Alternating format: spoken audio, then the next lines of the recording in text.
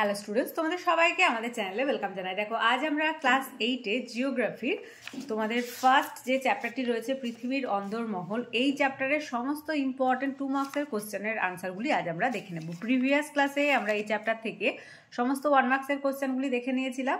যারা সেই ক্লাসটি দেখোনি তারা প্লেলিস্ট চেক করে ক্লাসটি কিন্তু দেখে নাও। আর একটা কথা বলি যে 1 জানুয়ারি থেকে তোমাদের পেড ক্লাস স্টার্ট হয়েছে। তোমাদের এই যে ক্লাসগুলি হচ্ছে চ্যানেলে, ইউটিউব চ্যানেলের মধ্যে, তার সমস্ত পিডিএফ নোটস তোমরা সেই গ্রুপের মধ্যে, পেড গ্রুপের মধ্যে পাবে।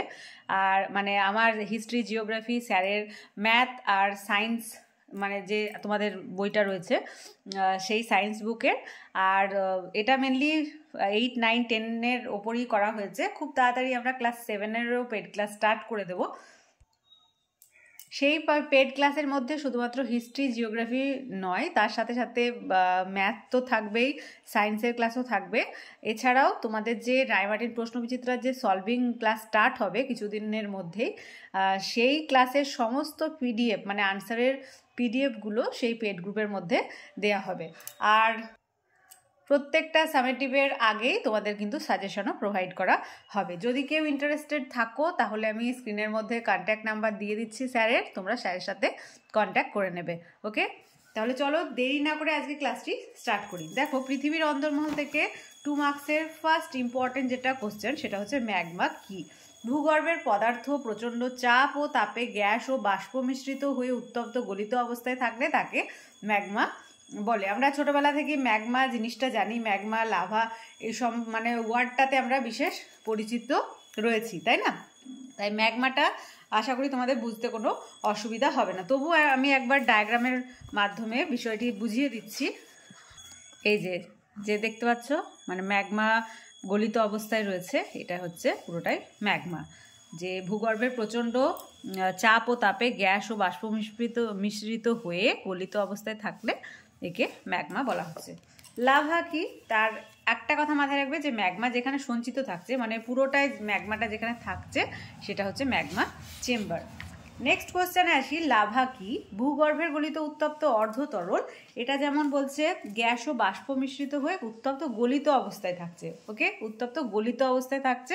আর এটা বলছে অর্ধতরল ম্যাগমা ফাটল দিয়ে ভূপৃষ্ঠের বাইরে বেরিয়ে আসছে। দেখো, ভূপৃষ্ঠ রয়েছে, সেই চাপে তাপে কি করছে, ভূপৃষ্ঠকে ভেদ করে ম্যাগমাটা বেরিয়ে চলে আসছে। এটাই হচ্ছে লাভা। এই দুটো পিকচার মনে রাখবে তো, ডায়াগ্রামটা মনে রাখলেও তোমরা কিন্তু লিখে আসতে পারবে। আর এই ম্যাগমা আর লাভা ভীষণ ইম্পর্টেন্ট তোমাদের ফার্স্ট সামেটিভের জন্য।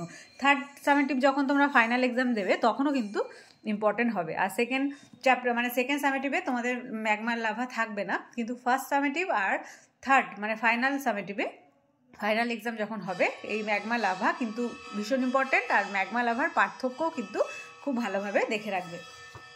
নেক্সট চলে আসি, ভূতাপ শক্তি কি। ভূতাপ হলো এক ধরনের শক্তি, পৃথিবীর কেন্দ্রের তাপ ধীরে ধীরে বাইরের দিকে অর্থাৎ পৃথিবী পৃষ্ঠের দিকে আসতে থাকে। এই তাপ শক্তিকে ভূতাপ শক্তি বলা হয়। নেক্সট হচ্ছে, ভারতের কোথায় কোথায় ভূতাপ বিদ্যুৎ কেন্দ্র রয়েছে। হিমাচল প্রদেশের মণিকরণে, জম্মু ও কাশ্মীরের চুমাথাং, পশ্চিমবঙ্গের বক্রেশ্বর। ভীষণ ইম্পর্টেন্ট, আন্ডারলাইন করবে, পশ্চিমবঙ্গের বক্রেশ্বরে উষ্ণ প্রশমন দেখতে পাওয়া যায়। এটাই কিন্তু তোমাদের শর্ট কোশ্চেন হিসাবে এক্সামে আসে। এতগুলো আমরা পড়ছি ঠিকই বিদ্যুৎ কেন্দ্র, কিন্তু উষ্ণ প্রশমন কোথায় দেখা যায়, মেনলি এটাই এক্সামে আসে, পশ্চিমবঙ্গের বক্রেশ্বরে। তাই এটা তোমরা যখন লিখবে, নোট ডাউন করবে, অবশ্যই আন্ডারলাইন করে রাখবে। নেক্সট, গুজরাটের কাম্বে, উত্তরাঞ্চলের তপোবন, মহারাষ্ট্রের জলগাঁও প্রভৃতি স্থানে। 5th নাম্বার কোশ্চেনে চলে আসি, ভূকম্পীয় তরঙ্গ কাকে বলে। ভূকম্পের কেন্দ্র থেকে আমরা জানি যে 3টি তরঙ্গ রয়েছে, পি তরঙ্গ, এস তরঙ্গ আর এল তরঙ্গ। সেই ভূকম্পীয় তরঙ্গ কাকে বলে, ডেফিনেশন চেয়েছে। আনসারটা লিখবে, ভূমিকম্পের কেন্দ্র থেকে কম্পন তরঙ্গ আকারে ভূপৃষ্ঠের দিকে ছড়িয়ে পড়ে এই তরঙ্গকে ভূকম্পীয় তরঙ্গ বলা হয়। ভূবিজ্ঞানী কে এটা আইডেন্টিফাই করেছে এই ঘটনাটাকে ভূকম্পীয় তরঙ্গ, এটাও আসে শর্ট কোশ্চেন। যে ভূবিজ্ঞানী জন মিশেল 1755 খ্রিস্টাব্দে 1 নভেম্বর লিসবনে সংঘটিত ভূমিকম্পে প্রথম এই ঘটনা তিনি লক্ষ্য করেন। তাহলে ব্যক্তিটির নাম কি ছিল, বিজ্ঞানীটি জন মিশেল। কত সাল, 1755, 1 নভেম্বর। কোথায়, লিসবনে সংঘটিত ভূমিকম্পে। আর মনে রাখবে যে ভূমিকম্পের তরঙ্গ হচ্ছে 3টি, পি তরঙ্গ, এস তরঙ্গ আর এল তরঙ্গ।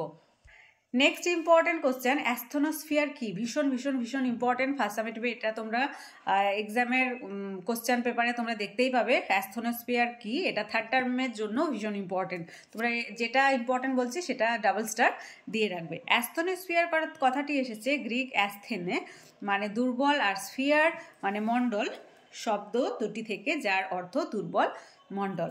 অ্যাস্থনোস্ফিয়ার হলো ঊর্ধ্ব গুরুমণ্ডলের অন্তর্গত এক সান্দ্র, দুর্বল ও নমনীয় প্রকৃতির পরিবর্তনশীল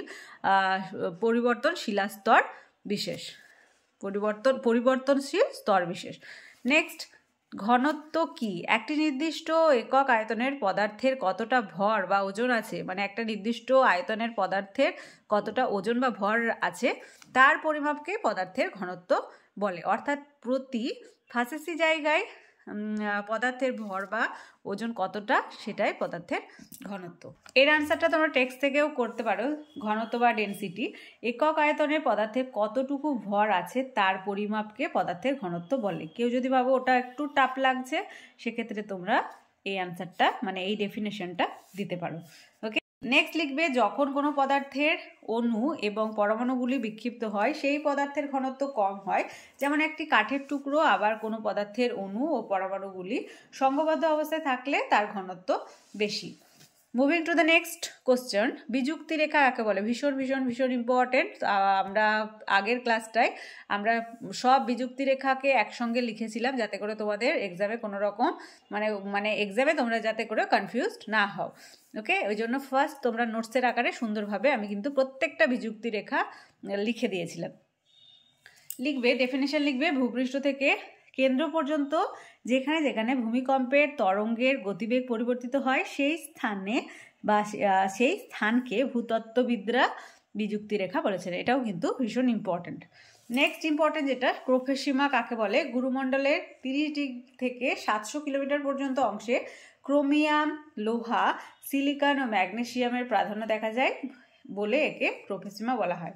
দেখো এই যে সাইনগুলো দিয়েছি, FE, SI, CR, MG, এটা তোমাদের মেনলি সায়েন্স পোর্শনে কাজে লাগে, কিন্তু দেখে রাখবে যাতে করে যদি এক্সামে দিয়ে দেয় যে লোহার সাইন কি, সিলিকনের সাইন কি, সেক্ষেত্রে তোমরা আনসারটা লিখতে পারবে। এই জন্য সাইনগুলো আমি এখানে ইনক্লুড করে দিয়েছি।